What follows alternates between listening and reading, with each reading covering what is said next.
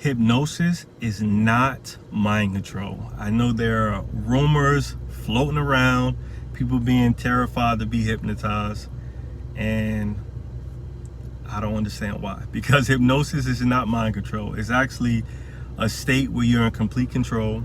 The hypnotherapist or the hypnotist is just simply guiding you. So throughout the process, I'm your advocate. If we were in a session together, we would start the session out figuring out what it is that you want to work on, and then we would figure out a game plan for the best way to achieve that result. Then I will go through a process of understanding how you learn or taking information. If it's the first session, like I shared on the past video, people learn different ways. For me, they would call me more like a physical person who take in suggestions, which is what we use in hypnosis, directly. Other people would take suggestions as more inferred. So they need to still be in control. So you can't write out, say, do X, Y, Z. You will have to plant seeds or suggestions to say things like, I wonder if you can see that door handle or that door not too far from you. Things like that. Instead of saying, it's a door not too far from you. Find it and give me a head nod when you put your hand on the doorknob. Things like that. So it's just ways of understanding how people learn.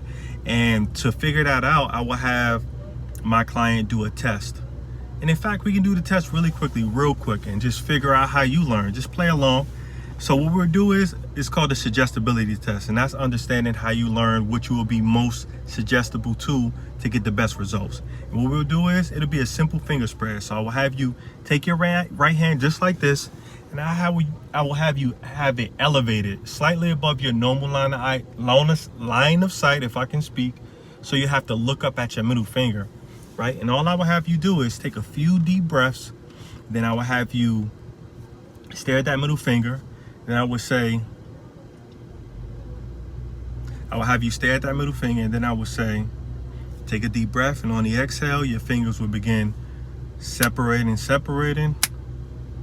wider and wider, further and further apart.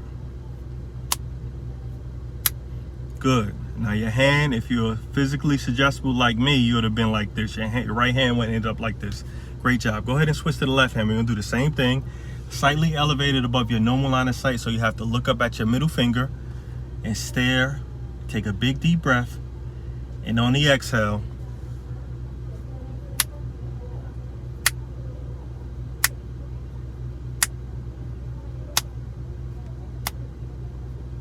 and if your finger's there like this, you are in further